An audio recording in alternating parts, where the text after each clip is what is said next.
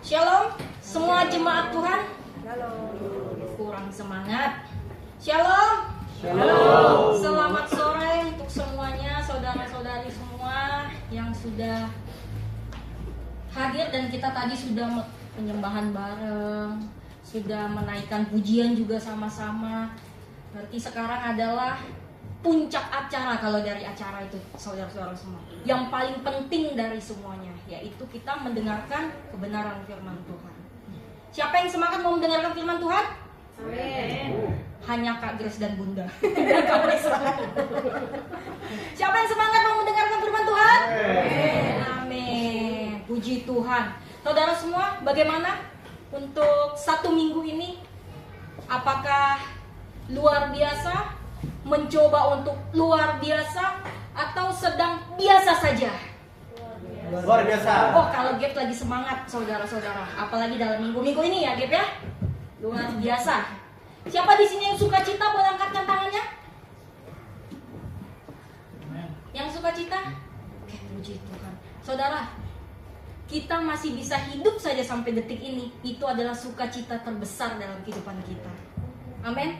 Banyak di luar sana, saudara, yang gak bisa berdiri. Banyak di luar sana bahkan yang gak bisa bangun. Banyak yang di luar sana itu mereka hanya bisa bernapas melalui oksigen dari rumah sakit. Tapi coba lihat kanan kirinya, ada yang pakai selang oksigen, saudara?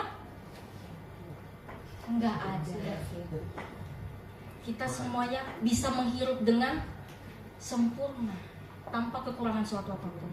Itu semua hanya karena kasih karunia Tuhan buat kita semua, saudara. Tanpa Kristus kita nggak bisa apa-apa. Tanpa Kristus kita nggak jadi apa-apa, saudara. Hanya Kristus lah yang bisa jadi pedoman dalam kehidupan kita. Amin. Kalau hari-hari ini ngerasanya kayak, aduh, kok berat banget ya minggu-minggu ini. Aduh, kok dalam minggu ini sepertinya Tuhan itu prosesnya lebih kalau lagi mama saya kalau di rumah tuh lagi bikin pucuk ubi, saudara, kalau orang Batak itu untuk bikin saksang tuh ditumbuk-tumbuk dia, saudara, pucuk ubinya, daun ubinya. Itu seperti kayak aduh Tuhan, kalau bisa lambaikan tangan tuh, mau lambaikan Tuhan, aku nggak sanggup. Tapi ternyata sampai detik ini kita masih bisa melewatinya. Itu semua karena apa? Karena Kristus ada dalam hidup kita, saudara. Amin. Minggu ini, sekarang lebih tepatnya kita mau belajar firman Tuhan mengenai, bisa dibaca, saudara? 1, 2, 3. Level up. Level up. Level up itu apa ya, saudara ya? Ada yang tahu? Level up, apakah itu? Siapa tadi yang ada suaranya tadi? Oh, Medwin. Apa, Win? Level up itu apa, Win? Naik tingkat. Bisa. Ben, level up apa, Ben? Yang baru, Ben baru saja lulus SMP ya, Ben ya? Iya, boleh tepuk tangan dulu untuk Ben, saudara-saudara. Kalau bukan karena Tuhan Yesus, Ben gak bakal bisa melewati semua. Betul, Ben? Yeah. Amin. Semangat menjadi anak SMA ya, Ben? Yeah. Sebentar lagi mau mahasiswa. Oke. Nah, level up tadi apa, Ben? Belum selesai kita. Singkatnya aja deh, jangan panjang-panjang. Menjadi lebih baik. Menjadi lebih baik. Berarti ada grow ya, ada pertumbuhan yang terjadi. Good. Hebat. Oke, boleh next dulu langsung, Kak Rika. Dia lagi sibuk dengan rambut barunya, saudara, maaf ya. Iya. Boleh kita baca sama-sama ayat Alkitabnya? 1, 2, 3. Rendahkanlah dirimu di hadapan Tuhan, dan Dia akan meninggikan kamu. Amin. Rendahkanlah dirimu di hadapan Tuhan, dan Ia akan meninggikan kamu. Siapa saudara-saudara yang meninggikan kita? Tuhan. Orang tua kita. Oh, bukan? Bukan. Pasangan kita. Bukan. Sahabat kita. Bukan. Siapa, saudara? Tuhan. Tuhan Yesus. Amin. Kalau sudah Tuhan yang mengangkat kita, siapa yang bisa turunin kita, saudara? Enggak ada. Jadi bersyukurlah buat kita semua yang ada di tempat ini, bahwa Tuhan telah memilih kita. Kalau misalnya zaman saya ya, saudara ya, waktu kapan itu ya? Kayaknya kalau nggak salah tuh zaman SMA, kalau nggak salah SMA atau SMP, saya pernah terpilih saat itu menjadi ketua umum di OSIS. Itu aja bangganya udah luar biasa saudara. Dari ratusan anak, saya yang dipilih. Sekarang yang pilih saudara dan saya adalah yang memberi nafas buat kita semua. Tidak ada seorang pun lebih tinggi derajatnya saudara selain Yesus itu sendiri. Dan dia yang memilih kita. Banyak banget yang bilang, aduh, kayaknya aku gak bisa deh. Aku gak bisa melayani Tuhan. Aku gak bisa untuk jalani kehidupan ini lagi Tuhan. Terlalu berat Tuhan. Aku gak sanggup. Gak ada yang di sampingku. Gak ada yang membelaku Tuhan. Sepertinya aku sendiri menghadapi kehidupan ini. Siapa bilang? Kalau kita sendiri, kita gak akan bisa hidup sampai detik ini saudara. Apapun proses yang terjadi dalam kehidupan kita, itu buat kita untuk apa tadi temanya? Level up. Tidak akan ada namanya kita naik kelas kalau tidak ada ujian. Betul? Ada di sini cap cicuk langsung lulus? Walaupun itu pakai paket A, B, C, D sampai Z sekalipun, pasti ada ujiannya saudara. Namanya hidup. Itu terpancar dari kasih Kristus buat kita. Karena Kristus sangat menyayangi kita saudara, maka dia memberikan kita ujian yang dimana untuk kita bisa level up. Kristus itu selalu memberikan kita ujian saudara, bukan cobaan. Cobaan itu datangnya Shalom Stanley, pasti kamu jalan kaki ya, keringatmu itu terpancar, agak glowing gitu jadinya. Kristus itu selalu memberikan kita ujian saudara, bukan cobaan. Amin. Jadi kalau bilang, Tuhan kenapa sih Tuhan kasih aku cobaan ini? No, Tuhan gak kasih cobaan, Tuhan kasih ujian. Yang dimana pasti akan ada naik kelasnya. Siapa sih saudara yang di sini yang di dalam sekolah gak mau naik kelas? Apa maunya? Kalau aku sih kak maunya di kelas ini aja deh. Soalnya ada si dia no, nanti kan kalau misalnya aku naik gak bisa satu kelas lagi. Normalnya manusia semua pasti akan mau level up saudara, betul? Gak ada yang mau downgrade. HP saja saudara, Android saudara semua, kalau tidak di upgrade, apa yang terjadi handphonenya saudara? Lemot, lama, sampai ke suatu ketika handphone itu tidak bisa dipakai lagi karena tidak di upgrade.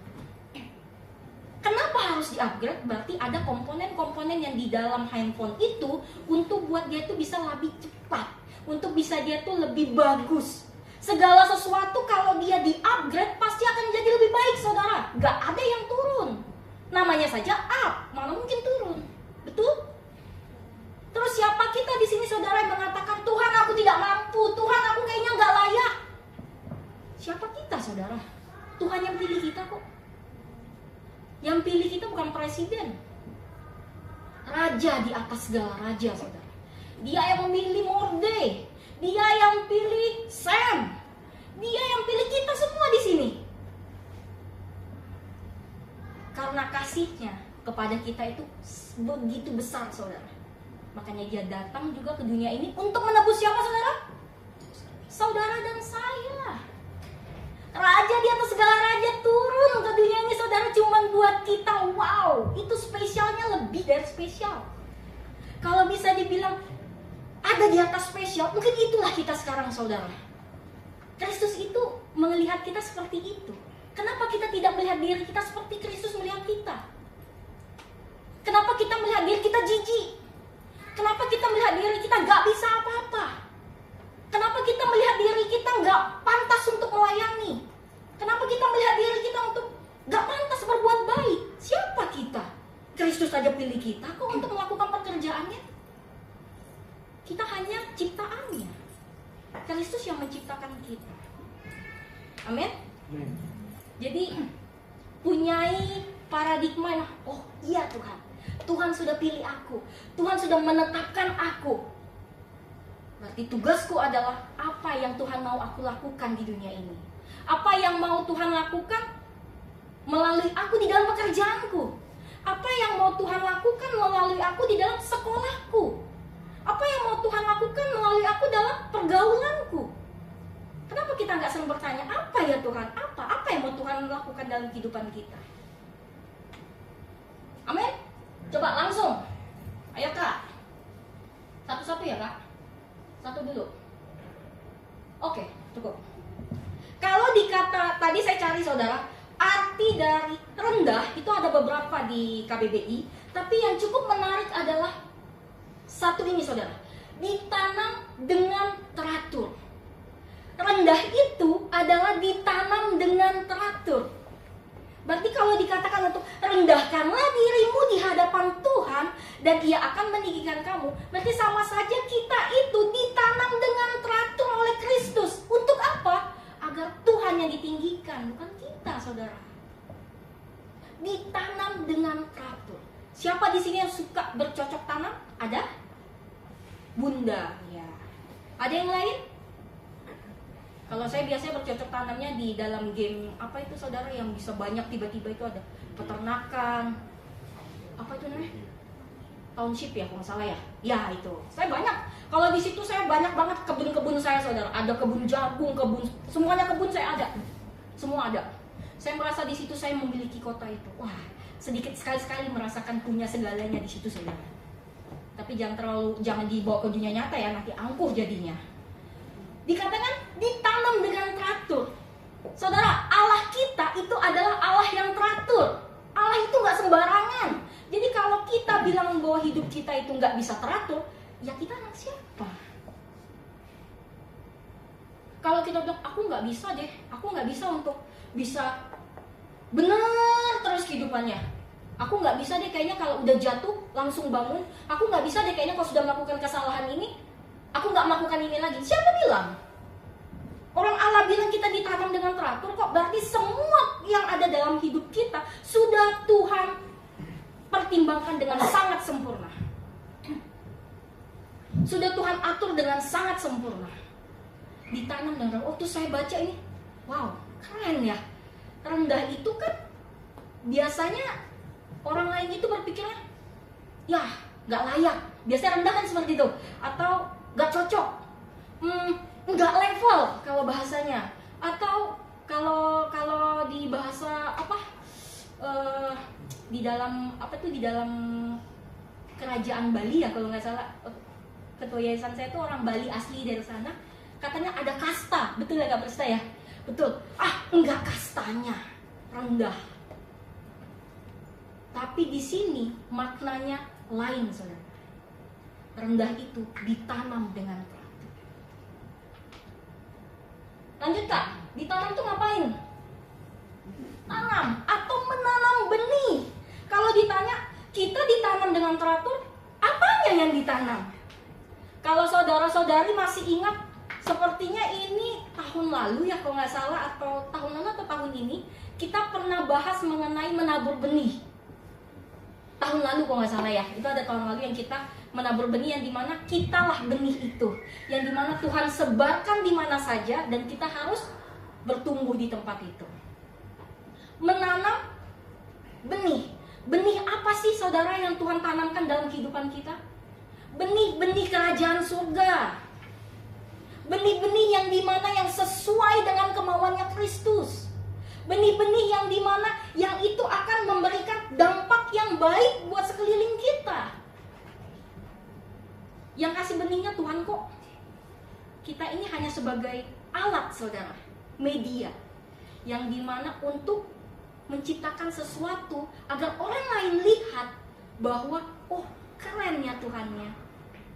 Oh ini kok Tuhannya siapa ya? Kok dia bisa seperti ini ya? Dia ngapain sih ini? Dia diajarin apa sih sama Tuhannya? Kok bisa sangat memberkati? Kok dekat sama dia tuh rasanya damai banget? Kok rasanya kalau dekat sama dia tuh seperti hati itu tentram. Seperti kalau misalnya cerita sama dia itu seperti ada jalan keluar. Tapi bukan berarti jatuhnya kita Tuhan ya, bukan saudara. Karena apa? Karena ada benih-benih yang Kristus tanamkan dalam kehidupan kita. Dan itu bukan hanya ada di dalam setiap orang yang berkhotbah, tidak. Tapi setiap kita semua yang telah dipilih Kristus. Berarti artinya benih itu juga ada di saudara-saudara semua. Jangan berpikir bahwa menjadi berkat itu ya tugasnya pengkhotbah lah. jemaat atau kita yang anak-anak yang duduk, berarti itu nggak perlulah memberikan contoh bagi orang lain. Siapa bilang saudara? Kita semua sama. DNA kita DNA Kristus, betul? Sama kan kita? Perbedaannya hanya saudara duduk, saya berdiri. Atau mau kita balik? Saudara yang berdiri, saya yang duduk. Jangan nanti kalau misalnya saudara berdiri semua, yang ada dikira demo ya saudara ya. Terus Kak, lanjut, setelah menanam benih itu apa? Teratur. Teratur itu berbicara tentang konsisten. Wah, ini sangat berat saudara. Membahas tentang konsisten itu tidak akan ada habisnya. Konsisten itu menurut saya saudara hal yang paling sulit untuk dilakukan. Tetapi bukan berarti tidak bisa. Ada yang setuju sama saya konsisten itu sulit? Sulit saudara. Karena konsisten itu adalah apapun yang terjadi tetap lakukan. Apapun yang terjadi tetap lakukan yang terbaik. Itu konsisten. Mau problemnya sebesar apa, sesusah apa, tetap konsisten percaya bahwa Kristus yang memberikan ujian, maka Kristus juga yang pegang tangan kita untuk membantu kita menyelesaikan. Konsisten. Teratur itu konsisten saudara. Makanya kalau mungkin yang anak-anak yang suka olahraga nih ya, kok saya kebetulan untuk belakangan ini tidak suka saudara, karena sangat menyiksa buat saya olahraga itu. Sudah capek, terus perkembangannya juga lama menurut saya. Karena apa? Karena tidak konsisten. Saya melakukannya tidak teratur. Saya berharap di saat saya olahraga dalam 1 minggu kok saya turun 10 kilo. Nggak bisa saudara. Harus konsisten. Dulu saya pernah lakukan itu. Karena ini saya benar-benar mengalami ya saudara. Dulu itu sebelum negara COVID menyerang saudara, kan kita di rumah semua ya.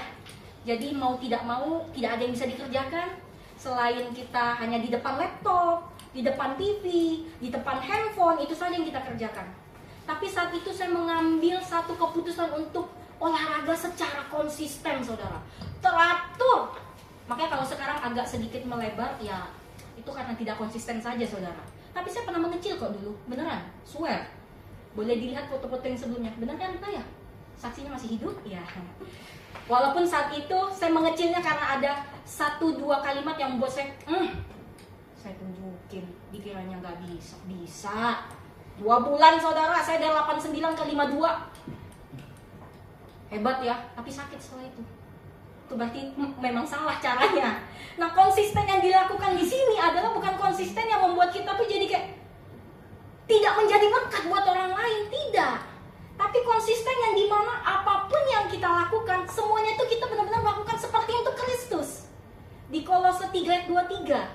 Apapun yang kita kerjakan, kerjakan itu seperti untuk siapa saudara? Untuk Kristus. Di saat kita melakukan sesuatu seperti kita melakukan untuk Kristus, apakah kita akan main-main? Enggak dong harusnya. Kalau di sini yang mau ujian, mungkin nggak saudara kalau misalnya lagi ujian tertulis terus dosen di depannya atau guru yang di depannya kita buka contekan, mungkin nggak? Nggak mungkin. Sehebat apapun pasti nggak bisa saudara, saya yakin. Kalau bisa, saudara hebat berarti. Nggak mungkin saudara. Saat kita benar-benar melakukan semuanya itu untuk Kristus, kita pasti akan menjalaninya secara konsisten. Dan konsisten ini berbicara mengenai teratur. Teraturnya apa? Teratur melakukan untuk setiap pekerjaan-pekerjaan Kristus dalam kehidupan kita. Di mana kita sekarang ditempatkan saudara? Di pekerjaan? Jadilah pegawai yang baik dan benar. Di dalam sekolah? Jadilah murid yang baik dan benar. Menjadi mahasiswa-mahasiswi? Jadilah mahasiswa-mahasiswi yang benar. Menjadi apa lagi? Di dalam rumah tangga? Ya menjadi keluarga yang bisa memancarkan ada kasih Kristus di dalam keluarga itu. Secara tidak langsung, berarti konsisten itu harus dilakukan oleh siapa? Semua orang yang telah Kristus pilih. Bukan kita yang pilih Kristus saudara, Kristus yang pilih kita. Dia raja dari atas segala raja memilih kita. Dia merendahkan dirinya. Kurang hebat apa sih Tuhan kita itu saudara? Kurang besar apa hatinya? kurang luar biasa apa rendah hatinya, sampai dia sendiri yang turun untuk memilih kita. Kalau dipikir-pikir, hebat ya kita ini saudara. Raja loh yang pilih kita. Hebat saudara. Jadikan itu menjadi, oh Tuhan terima kasih. Kalau bukan Tuhan yang pilih aku sekarang, aku pasti jadi hidup yang sia-sia. Aku pasti nggak tahu apa damai itu. Aku pasti nggak tahu bagaimana sih menjadi damai itu. Aku juga pasti nggak tahu bagaimana bisa menjadi teladan buat orang sekitarku. Pasti nggak akan tahu. Tapi karena Kristus datang, dia merendahkan hatinya, dia merendahkan dirinya untuk memilih kita, maka dia menjadi teladan contoh yang sempurna untuk kita. Bahwa kita juga harus rendah hati. Amin. Jangan terlalu tegang saudara, apa lapar ya? Kayaknya saya deh yang lapar. Boleh next Kak. Terus diapain itu setelah kita konsisten? Kenapa? Satu dulu ya. Oke. Kenapa sih saudara kita itu harus rendah hati? Apa sih gunanya untuk menjadi orang yang rendah hati? Saudara, kerendahan hati itu menjadi pondasi dalam kehidupan kita. Yang dimana segala sesuatu yang akan kita lakukan, kita benar-benar harus rendah hati dulu. Nggak akan bisa kita melakukan hal yang untuk memuliakan Tuhan kalau kita tinggi hati. Nggak akan bisa. Karena kita saat kita tinggi hati, apapun yang kita kerjakan, kita merasa itu karena kita. Tapi di saat kita benar-benar, oh iya Tuhan, aku ini nggak ada apa-apanya. Aku hanya debu dan tanah yang Tuhan kasih nafas kehidupan, akhirnya aku bisa hidup. Yang dimana akhirnya itu menjadi pondasi buat diri kita untuk selalu rendah hati. Pondasi itu kalau berbicara di gedung, dia letaknya di atas apa di bawah saudara? Di bawah, nggak ada pondasi di atas kan? Di atas itu atap. Pondasi itu di bawah, biasanya dikasih kayak siku-siku gitu loh saudara. Kalau di gedung-gedung itu, kalau di rumah-rumah ada batu yang ditancap di paling pojok-pojok, dan itu biasanya batunya batu yang paling bagus, yang paling oke lah pokoknya dibilang, karena itu menjadi pondasinya untuk rumah itu bisa berdiri dengan baik dan benar. Jadi kalau misalnya ada hujan, ada mungkin ada beberapa ya rumah yang walaupun banjir dia tetap bisa kokoh, berarti itu pondasinya bagus. Pasti yang dibilang, wah keren rumah itu, pondasinya hebat, pondasinya kuat. Kalau kita mau menjadi anak-anak Tuhan yang rendah hati, punyai pondasi itu. Jadikan itu pondasi. Saat kita menjalani apapun itu, pondasi kita apa? Rendah hati. Kenapa harus rendah hati? Karena hanya Kristus yang harus ditinggikan, saudara. Bukan diri kita. Kita tuh gak ada apa-apanya. Mau kita sekarang sekaya apapun, mau kita sekarang sepintar apapun, mau sekarang kita divalidasi oleh banyak orang, kalau Kristus bilang, tep, selesai. Tuhan kok yang punya hidup kita. Kita nggak tahu 1 menit setelah ini apa kita masih bertemu. Kita nggak tahu apa yang terjadi dalam kehidupan kita setelah 1 menit ini. Benar nggak saudara? Karena yang punya kehidupan kita itu adalah Kristus. Punyai pondasi untuk rendah hati. Agar hidup kita yang kita bangun ini bisa sesuai dengan apa yang Tuhan mau. Punyai pondasi-pondasi yang dari Kristus. Salah satunya apa? Kerendahan hati. Bagaimana kita bisa melayani orang di luar sana, saudara, kalau kita nggak punyai rendah hati? Bukan rendah diri ya, rendah hati. Bagaimana caranya? Kita bisa melihat orang lain itu dengan rendah hati. Kalau bukan karena kerendahan hati, saudara, nggak akan ada itu di mana saudara tergerak untuk memberikan mungkin uang parkir seperti waktu itu pastor pernah cerita, atau saudara pasti tidak ada tergerak yang dimana mau membantu temannya atau mendengarkan cerita temannya saat dia punya masalah. Itu karena apa? Karena kita itu rendahkan hati kita. Karena kalau di secara manusiawinya saudara, kita pasti merasa itu ingin didengarkan. Kita merasa itu maunya itu kita yang diutamakan. Tapi dalam konsep Kristus nggak bisa saudara. Orang lain yang menjadi prioritas kita. Amin. Setelah fondasi dalam hidup, untuk apa kita rendah hati? itu untuk menjadi dasar dari karakter kita, yang dimana bahwa apapun yang terjadi dalam kehidupan kita, kita harus memiliki sifat yang rendah hati. Kita harus memiliki karakter yang rendah hati. Karena apa? Karena dengan kerendahan hatilah salah satunya kita bisa membawa saudara-saudara kita untuk mempersiapkan dirinya untuk kedatangan Kristus yang kedua kalinya. Di saat kita rendah hati, kita melihat bahwa orang lain itu adalah prioritas kita. Tapi di saat kita tinggi hati, kita akan melihat bahwa mereka harus memprioritaskan kita. Dua hal yang berbeda. Di saat kita jadikan itu, kerendahan hati itu pondasi buat kehidupan kita, saudara, itu akan menjadi karakter. Karena apa? Itu sudah hidup dalam kehidupan kita. Bukan lagi sifat. Bukan lagi satu hal yang harus kita bangun, tapi dia sudah melekat. Karena dia sudah ada dalam kehidupan kita. Akhirnya itu menjadi karakter kita. Mempunyai karakter rendah hati itu sulit, saudara. Seperti yang saya bilang tadi. Karena kebanyakan kita itu maunya kita yang diprioritaskan. Tapi dalam Kristus itu nggak berlaku. Orang lain lah menjadi prioritas kita. Tapi jangan ke sisi ekstrem ya, saudara. Yang dimana, oh kan kita harus memprioritaskan orang lain. Berarti diri kita nggak usah dipikirkan dong. Oh, tidak bisa. Bagaimana caranya kita bisa menjadi kekuatan kalau kita tidak kuat? Siapa yang jawab itu? Siapa yang jawab tadi? Kamorde, boleh pulang duluan, Morde. Oke.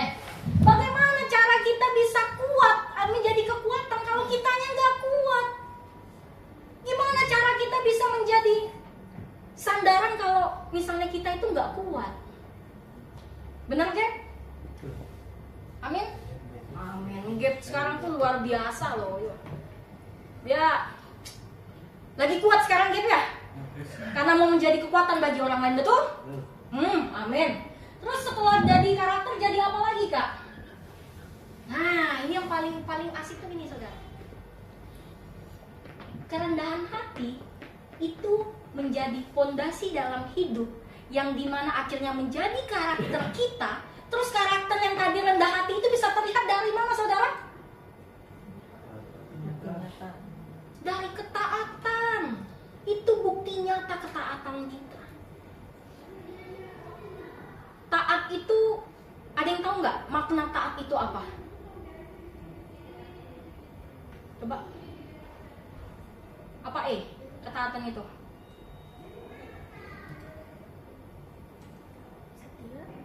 Setia. Ya bisa. Apa Gap? Ketaatan itu apa Gap? 1-2 kata, jangan jadi kalimat. Setia. Apa kalau buat Gap? Tunduk, menarik sekali. Taat, setia, tunduk, betul. Tapi saya tertarik sama yang tadi tunduk. Karena itu nanti akan kita bahas, saudara. Ketaatan itu adalah di mana kita tunduk. Saat kita tunduk, berarti kita tahu bahwa ada orang lain yang di atas kita, betul? Saat kita tahu kita tunduk, berarti ada sesuatu yang lebih tinggi otoritasnya di atas kita. Secara tidak langsung kita menyatakan itu. Dan bukti nyata ketaatan itu adalah punya kerendahan hati. Nggak akan bisa kita tunduk, saudara, kalau kita nggak rendah hati. Nggak akan bisa. Secara tidak langsung, walaupun kita anak-anak yang masih kuliah, kita benar-benar menaati. Kalau memang jamnya kuliah, ya kuliah. Kalau misalnya jamnya libur, ya libur. Jangan dibalik. Jam libur dia kuliah, jam kuliah dia libur. Nggak begitu. Saat kita menjalani itu, secara tidak langsung kita tahu bahwa ada otoritas di atas kita. Bahwa kita tahu kita harus menaati peraturan itu. Dan kita tunduk. Itu bukti nyata ketaatan dalam mahasiswa. Bukti nyata ketaatan dalam kita sebagai anak Kristus, salah satunya apa? Punyai kerendahan hati. Wah, sulit lah. Kalau mau dibilang tunduk, kan kita masih manusiawi. Kita ini nggak hidup di dalam surga loh. Kita masih hidup di dalam dunia. Bagaimana caranya kita bisa tunduk benar-benar? Benar. Nggak ada yang bilang kita sekarang ada di surga. Ada yang merasa sekarang kita lagi ada di surga? Jangan ya. Jangan cepat-cepat, saudara. Perjalanan masih panjang. Memang kalau kita hidup di dalam dunia, Tuhan gak kasih kita kekuatan. Kasih, saudara. Makanya seperti yang saya bilang tadi, jangan merasa bahwa kita tidak bisa melakukan apa-apa. Tuhan yang memberi kita kekuatan. Tuhan yang menjadi pemegang tangan kita, saudara. Kalau Tuhan yang pegang tangan kita, buat apa kita takut? Paling ngerasa kayak, Tuhan ini mau dibawa kemana sih Tuhan? Tuhan ini mau dibawa kemana sih? Tapi kita percaya. Karena apa? Yang pegang tangan kita Tuhan. Kalau misalnya anak kecil dipegangin orang tuanya untuk nyebrang jalan, saat dipegang, dia udah gak bilang kayak, "Mah, nanti ketabrak mobil. Mah, hati-hati dong." Normalnya anak itu akan diam aja ngikut, saudara. Karena apa? Dia percaya sama orang tuanya. Dia percaya sama mama papanya bahwa mama papanya tidak akan mungkin membawa dia ke dalam hal yang tidak benar atau ke dalam hal yang celaka. Kenapa kita tidak seperti anak kecil itu, saudara? Kenapa kita tidak memberikan diri kita seutuhnya untuk Tuhan, pakai aku? Aku percaya Tuhan pasti pakai aku lebih dimanapun Tuhan nanti ada tempatkan aku. Amin, saudara. Punyai itu menjadi pondasi yang menjadi karakter. Setelah itu menjadi karakter kita, maka secara tidak langsung itu yang menjadi bukti nyata bahwa kita benar-benar taat dalam menjalani kehidupan apa yang Tuhan tetapkan. Setelah itu bagaimana caranya nikah? Kan gampang tuh bilangnya untuk bilang, jadikan rendah hati itu menjadi pondasi, jadikan rendah hati itu menjadi karakter, jadikan rendah hati itu menjadi bukti nyata kita ketaatan. Mudah untuk kita mengatakannya. Di Amsal juga dikatakan takut akan Tuhan adalah didikan yang mendatangkan hikmat. Berarti hikmat datangnya dari siapa, saudara-saudara? Dari Tuhan. Hikmat itu datang bukan dari handphone kita yang kita telepon orang, tidak. Hikmat itu datang dari Tuhan itu sendiri. Tuhan yang dimana Tuhan yang sama memberikan ujian kepada kita. Tuhan itu juga yang memberikan kita hikmat, saudara. Maksudnya apa? Berarti Tuhan itu juga yang akan menggenggam tangan kita sampai kita bisa menyelesaikan setiap ujian itu. Jadi tugas kita apa? Jalani. Gak ada tugas, gak ada cara lain, saudara. Untuk kita bisa mengetahui itu akan bagaimana ya, satu-satunya cara ya jalani. Mau dia bikin, mau jalan pintas kek, mau dia lompat kek, mau dia apa kek, tapi kan dia akan menjalani. Tugas kita itu, apa yang Tuhan tetapkan dalam kehidupan kita sekarang, jalani dengan baik dan benar. Lakukan itu benar-benar seperti kita melakukan untuk Kristus.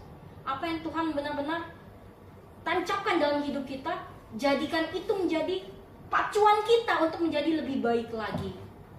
Terus bagaimana caranya, Rika?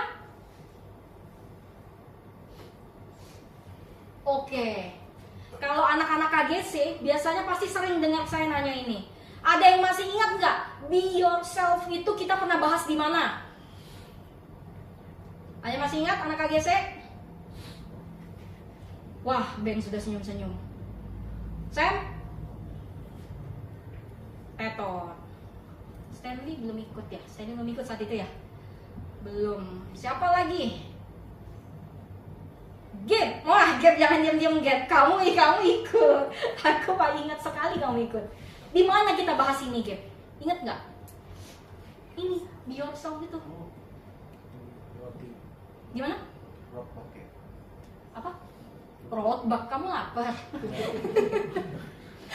Saat itu ada kegiatan apa saat itu?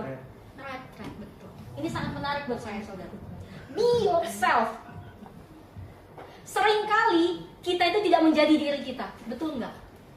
Seringkali kita merasa bahwa Tuhan aku mau kayak dia.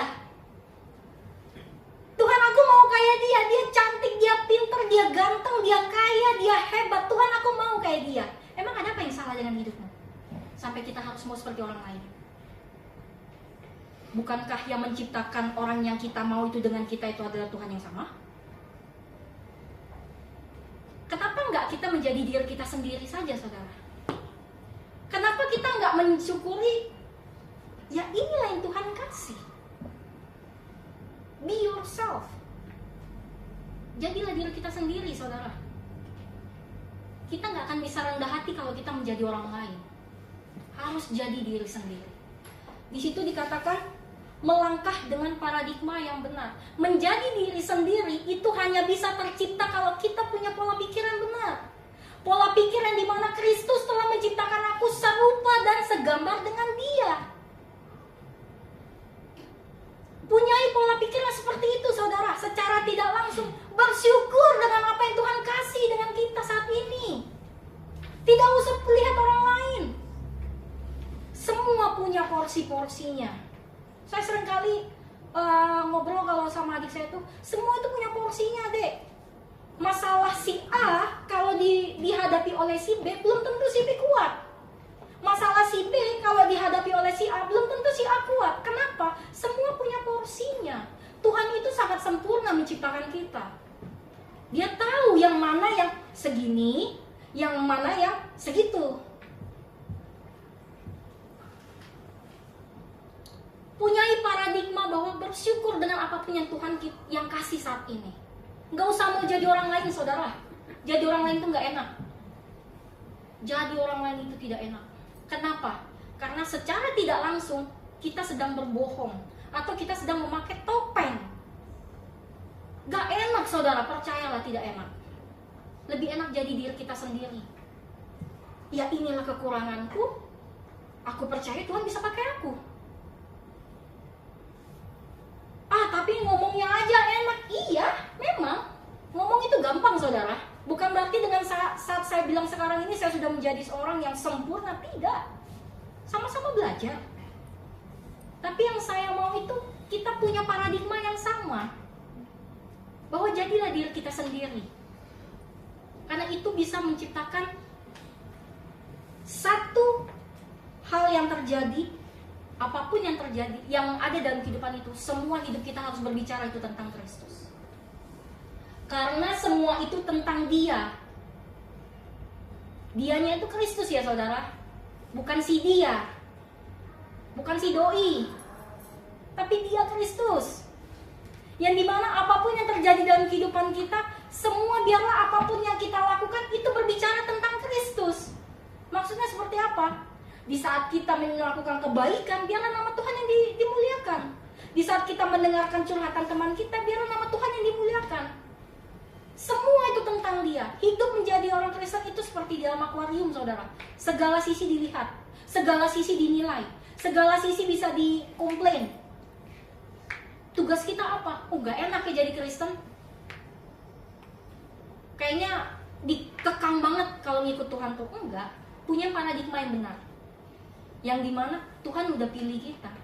Selama kita benar-benar menyerahkan hidup kita untuk Tuhan, aku mau jadi diriku sendiri untuk melayani Engkau. Pakai aku Tuhan. Tuhan pasti akan pakai, saudara. Tuhan pasti pakai. Jadi jangan mengeraskan hati kita untuk Tuhan aku gak mau, Tuhan aku belum siap. Kalau kita menunggu kapan kita siap, takutnya Tuhan duluan yang datang, saudara, sebelum kita siap. Jadi benar-benar siapkan hati kita untuk menjadi diri kita sendiri, agar kita menjadi berkat. Setelah jadi diri sendiri, kita disuruh ngapain lagi? Upgrade yourself. Kita bisa mengupgrade diri kita di saat kita menjadi diri kita. Saat kita menjadi orang lain, kita gak akan bisa upgrade diri kita, saudara. Kita gak akan bisa level up. Karena apa? Karena itu bukan diri kita. Jadi kalau misalnya kita, Tuhan, gimana ya caranya Tuhan biar aku bisa melayani Engkau dengan secara maksimal? Gimana ya Tuhan biar aku bisa menjadi berkat di luar sana? Salah satunya itu tadi, jadi dirimu sendiri. Maka Tuhan akan mengupgrade dirimu. Maka Tuhan akan pakai kita lebih tinggi lagi. Maka Tuhan akan membuat kita tuh menjadi level up. Saat kita be yourself. Secara tidak langsung, kerendahan hati itu di situ berjalan, saudara. Secara tidak langsung mempunyai keputusan untuk mempunyai paradigma, Tuhan aku gak bisa apa-apa, Tuhan aku mau jadi diriku sendiri untuk melayani Engkau. Secara tidak langsung engkau sedang rendah hati, saudara. Secara tidak langsung. Sesimpel itu ternyata rendah hati, kan. Nggak harus yang kayak bawa uang terus kita kasih ke orang lain yang butuh uang.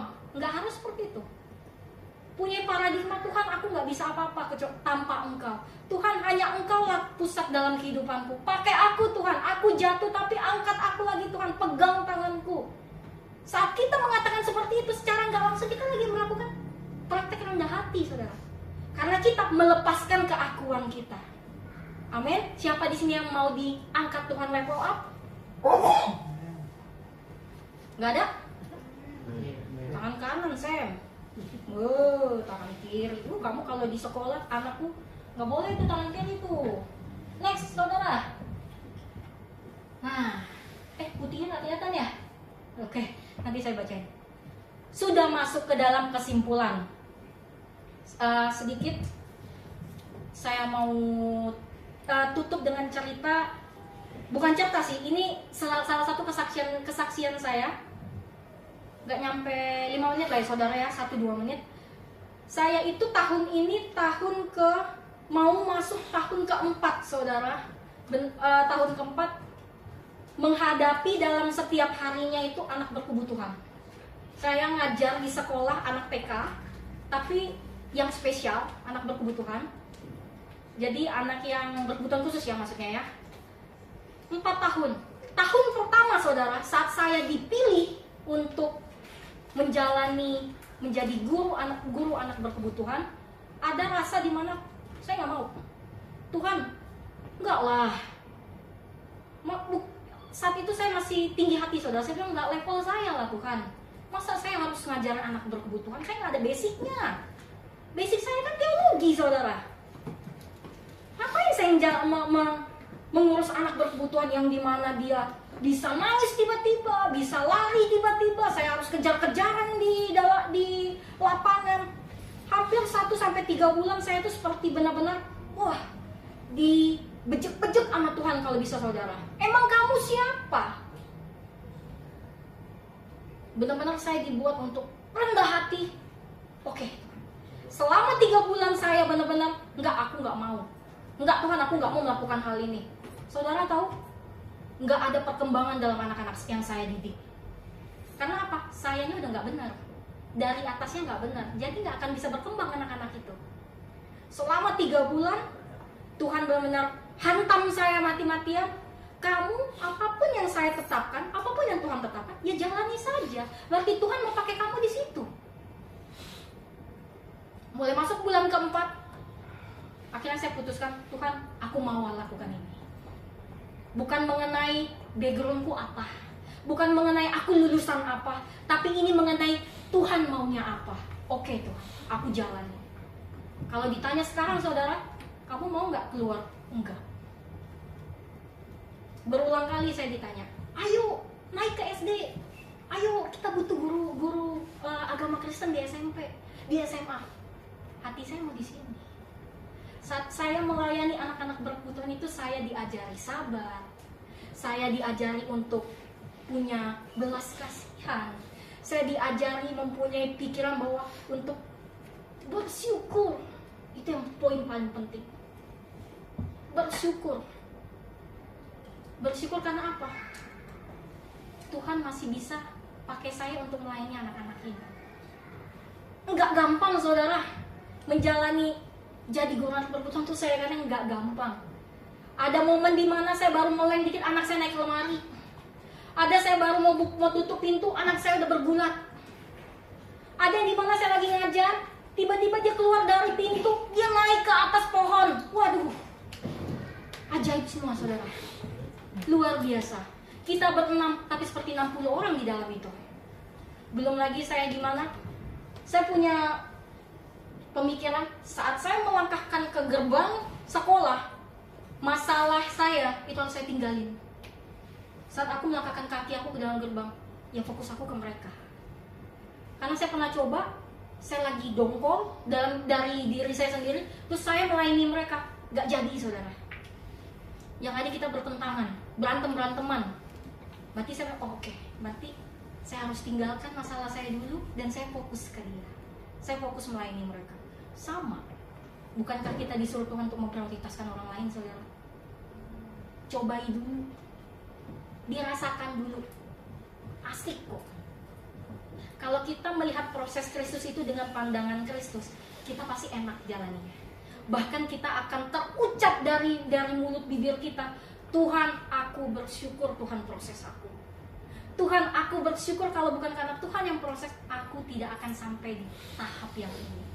Amin saudara. Terus kesimpulannya apa dari tadi kita bahas kerendahan hati? Aduh, warna putih tidak kelihatan ya. Saya bacakan ya saudara ya. Kerendahan hati itu berbicara mengenai pondasi kita untuk bisa level up dalam Kristus. Jadi kalau mau ditanya bagaimana salah satu cara kita bisa level up, punyai kerendahan hati. Jangan kita bermimpi untuk bisa level up kalau kita tidak mau merendahkan hati kita untuk melihat orang lain. Nggak akan bisa. Jangan mempunyai pemikiran atau mimpi untuk kita bisa menjadi berkat di luar sana kalau kita nggak punya kerendahan hati untuk memprioritaskan orang lain terlebih dahulu. Nggak bisa. Punyai kerendahan hati. Buat kita semua yang mau hidup kita di-upgrade dalam Kristus, yuk sama-sama punyai poin kerendahan hati. Saat kita punya poin kerendahan hati, apapun yang kita kerjakan, itu rasanya seperti, oh iya Tuhan, begini ya. Nggak ada rasa komplain. Karena saat kita rendah hati, kita tahu paradigma kita bahwa kita nggak ada apa-apanya. Semua ini Tuhan yang mengatur. Kita hanya bisa menjalani aja. Amin? Apakah udah selesai Kak? Oh masih 13 slide lagi saudara. Atau kita mau di sini dulu, kita mau break dulu, ambil kopi, lalu kita lanjut? Atau mau selesai saudara? Ih nggak apa-apa kalau mau bilang mau selesai loh, jangan malu-malu. Nggak apa-apa, saya juga udah senang. Aduh, nggak kelihatan ini. Ada yang bisa baca warna putih? Tunggu apa lagi? Ayo level up saudara. Sengaja saya bikinnya tuh merah putih. Merah putih itu menandakan apa? Indonesia. Betul sekali. Saya ingat sekali saat di KGC Ben tidak hafal lagu Indonesia Raya. Waduh, itu rasanya, aduh Ben, dia tidak hafal lagu Indonesia Raya saudara. Saya antara senang dan sedih sebenarnya ya. Senangnya berarti dia menghafal lagu-lagu bahasa Inggris, ya gitu ya, yang dimana saya juga tidak menguasai hal itu.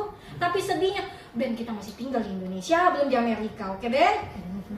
Tunggu apa lagi? Ayo level up sama-sama saudara. Saya nggak bilang ayo level up, tapi ada kalimat bersama-sama. Berarti di mana saya mau saudara dan saya kita kerjasama.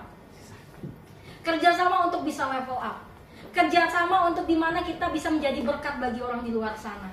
Kerjasama kita untuk menceritakan atau diri kita menceritakan tentang Kristus di luar sana. Jadi ini bukan mengenai saya, ini bukan mengenai saudara, tapi ini mengenai kita. Wah, kalau Gap tuh paling jago gombalnya tuh pada kita ya. Itu saya bikin merah putih saudara, karena Indonesia itu cenderung dengan kalau misal apa ininya moto ya, moto atau apa tuh saudara? Apa? Merdeka. Merdeka itu apanya saudara? Tujuannya kali ya, seperti oke. Merdeka karena kenapa? Karena menurut saya level up itu salah satu yang bisa buat kita merdeka dari hal-hal yang tidak diinginkan. Amin. Jadi sekarang yang mengikat kita yang bukan dari Kristus, yuk merdeka. Level up sama-sama saudara. Tidak ada yang tidak bisa saat kita mengatakan bahwa ya Tuhan aku mau. Ya Tuhan aku mau. Ya Tuhan aku mau. Amin. Udah selesai Kak? Belum, jangan dong. Nanti kelamaan kita. Oke, God bless you saudara. Oke, mari kita tundukkan kepala kita. Kita mau berdoa bersama-sama. Bapak kami yang di surga, terima kasih Tuhan untuk sore hari ini Bapak. Buat setiap apapun yang kami bahas Tuhan, biarlah itu menjadi pegangan kami Tuhan untuk kedepannya. Untuk lebih lagi Tuhan mau bersama-sama level up Tuhan. Yang dimana kami tahu kami tidak bisa apa-apa tanpa Engkau Kristus. Pakai hidup kami agar kami bisa menjadi anak-anak yang rendah hati sehingga nama Tuhan saja yang dipermuliakan. Biarlah Roh Kudus yang selalu bekerja dalam kehidupan kami. Dan Tuhan Yesus, hamba percaya walaupun hamba sudah selesai berbicara, namun Engkau selalu berperkara dalam kehidupan kami. Di dalam nama Yesus. Haleluya. Amin.